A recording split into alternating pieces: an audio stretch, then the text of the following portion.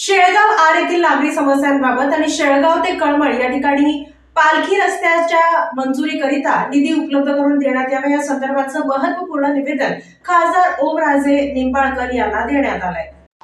मराठवाडा आणि बार्शी तालुक्याचं प्रवेशद्वार म्हणून ओळख असणाऱ्या शेळगावार तालुका बार्शी या गावातील विविध नागरी समस्या शेळगाव ते कळमण आणि शेळगाव ते पंढरी माळ रस्ता विकास कामाकरिता निधी मिळावा म्हणून धाराशिव मतदारसंघाचे खासदार ओमराजे निंबाळकर यांची शुक्रवारी शिष्टमंडळाद्वारे भेट घेऊन लेखी निवेदन सादर करण्यात आले।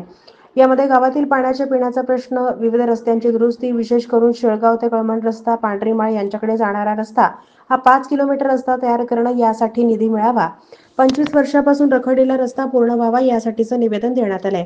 यामध्ये जिल्हा परिषदेचे माजी कार्यकारी अभियंता तुकाराम नाना देवकर, ॲडव्होकेट सुरेश गायकवाड, ॲडव्होकेट विश्वास देवकर, राष्ट्रवादी काँग्रेस शरद पवार पक्षाचे युवा नेते बबलू अडसूळ, प्रफुल्ल देवकर, पिंटू देवकर आदींनी शिष्टमंडळाद्वारे धाराशिव येथे जाऊन माननीय खासदार ओमराजे निंबाळकर यांच्या समवेत चर्चा केली आणि विविध मागण्यांचं निवेदन सादर केलंय।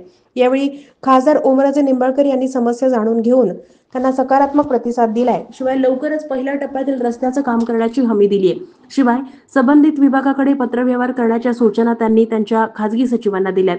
त्यामुळे गेली अनेक वर्ष त्या भागातील गावकरी आणि शेतकऱ्यांना होणारा त्रास लवकरच कमी होईल अशी शक्यता निर्माण झाली आहे। या संदर्भात ग्रामस्थांकडून या रस्त्याच्या संदर्भात मोठ्या प्रमाणात पाठपुरावा सुरू होता।